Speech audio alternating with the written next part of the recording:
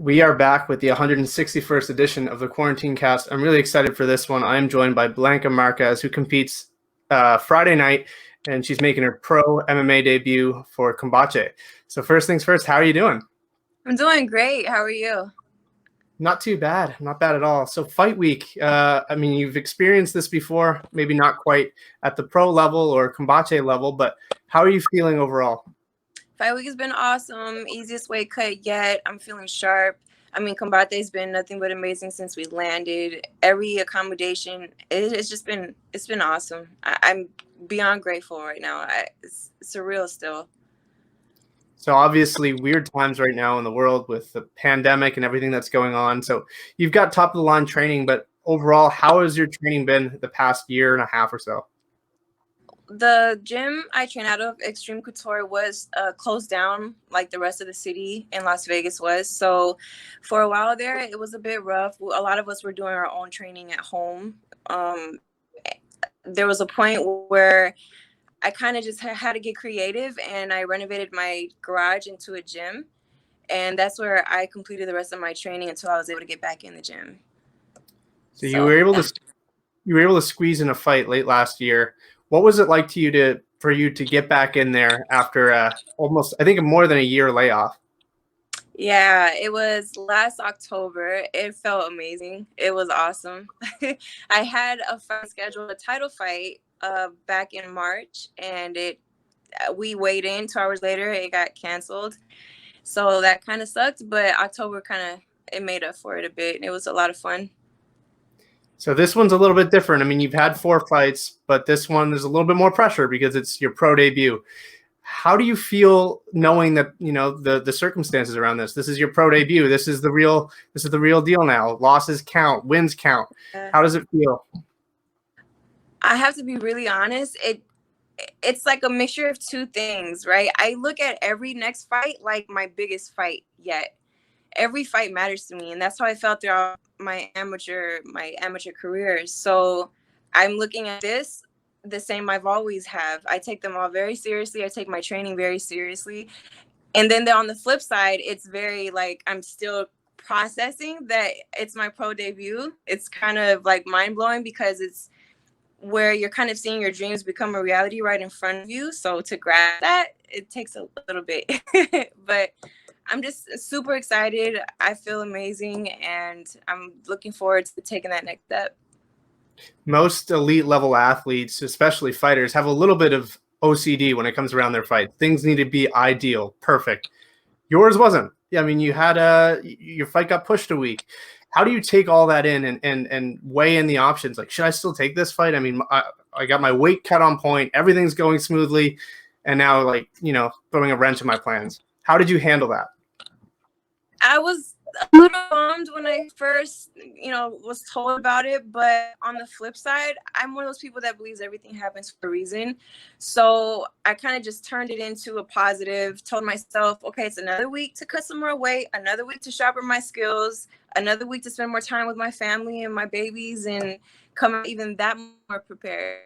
So it's all good. Honestly, I was more than happy to come out with the timing of it.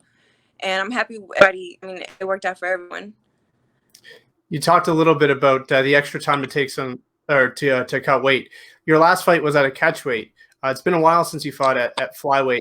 How's the weight cut going? And do you think that the extra time really was necessary? The weight cut's been going amazing. It's actually, like I said, it's been the best weight cut as of yet. And having that every week, I wasn't counting on that or depending on that. Obviously, when I found out, I was like, oh, at first I didn't want to wait. I wanted to continue to fight when I was scheduled. But that little extra time doesn't hurt. I didn't need it, but I feel great. Outside of leveling up now, you've leveled up. You went from amateur to pro. You're also leveled up in terms of your belt. You recently got a blue belt. First things first, congratulations. I'm a white belt, so I see that, and I'm like, oh, man, I want that one day. What was it like getting that blue belt?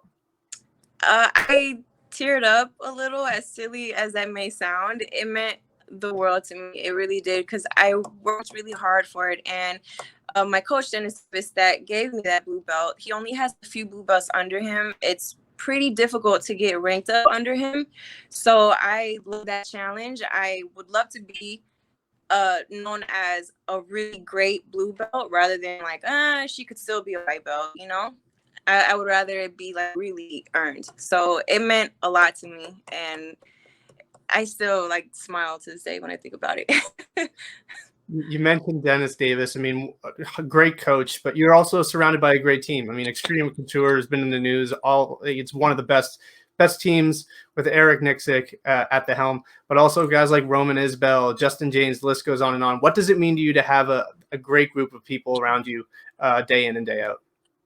It means everything to me. When I went to Extreme Couture, I had traveled. I trained at a few gyms before I went to that one. And I've grown the most ever since I've been there on a lot of different spectrums. So being able to train alongside the people I'm training by is kind of mind-blowing for me. And I'm just grateful every day that I get to go in there and do what I love. There's so many people to learn from. There's so much talent in that building and so much experience that, I mean, everyone that sets foot into that gym is leaving a better fighter. It's just how it is in the place. You have to, you get better. Yeah, it's one of my destinations. I want to go there so bad. I think it's such a great team. I'm close with a lot of the people there, and I think right now just the atmosphere there, like the vibes radiate off of the fighters. Yeah, it's awesome. Outside of being a fighter and a martial artist, you're also a mom. So how's the balance? I mean, I can only imagine what it must be like to be a parent and also, spending time away to go and train and also now fighting. What's it like to get away for a little bit, and how do you balance all of that? Balancing it is kind of difficult. I also am a waitress, a server. So typically my routine would be like I work nights, and then I would get off work in time to school, take them to school, go train, pick them up, and then kids all through in jiu-jitsu and Muay Thai. So they used to train in the evenings with me as well. They've gotten older. Now they have like separate hobbies and stuff. So it's kind of the same routine when I get back to work. And in the evenings, like they have, their hobbies that they're into. But I just try to balance it out the best I can. And my family is extremely supportive. My parents are amazing. Like, I am pretty positive there's no way I could juggle everything without them. They're essential. So it's hard, but you just keep going, keep moving forward, That being said, what's the message from home heading into this one? I'm sure you got some nice letters and some nice phone calls and stuff like that, but what's the message from everyone back home? The message is that you worked really hard to get here, so enjoy the process. They want me to be soak in the moment and be present. And everyone is just really happy and excited, and it's been really fun seeing the change as far as like my family, because in the beginning it was a little difficult for them. They were nervous for me, but they see how much work I've put into this, and I'm not stopping either way. So they're kind of like, okay, well, we kind of have to at this point, and they actually enjoy it. Like they're having fun with it, And back to the fight now. I mean, super exciting. Your thoughts overall on Marion, and have you done some watching of tape, or do you leave that for your coaches? I usually will watch some tape on them, but not too extensively, because I trust my coaches and they are amazing about researching fighters and matchups and all that stuff. I have, like I said, I saw some of her recent fights, and nothing really stood out too much. I don't know. I'm gonna assume that she's gotten better since then. I would hope so, because I'm hoping she brings her best. That's what I plan to bring, and I'm looking forward to the growth that I'll get from this fight.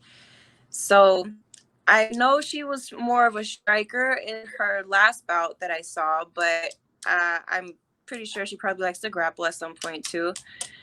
Yeah, we're just kind of wherever the fight goes is where we go, Yeah, she's also making her pro debut. So a lot on the table for both of you. I was actually a little bit surprised. I saw that you were listed as the underdog. And for whatever reason, that surprised me. I was like, how? She's undefeated. She's going in with a lot of hype. She's surrounded by a great team. What was your thoughts when you saw that? Or did you even know that? Actually didn't know that. I had no idea. But I don't know how that works out. Again, not really worried about it. I know what I bring to the table. I know the work that I put in. And if I'm the underdog, that's cool. I'll prove to people why I shouldn't really be the underdog. And hopefully, you know, they'll see what they need to see, and we'll all just have a good time. I love it. I don't have you as the underdog. Just saying. And I guess before we end it, is there anyone you want to thank or social media you'd like to plug before we end it? You guys can find me on Instagram at shotgunb_MMA.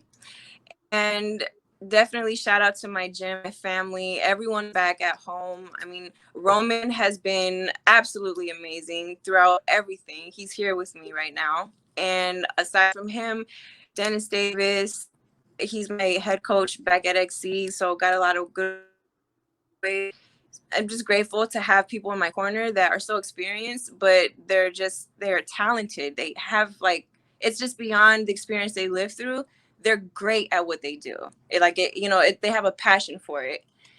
And again, my family, supportive, everyone in my family. A big shout out to Juan.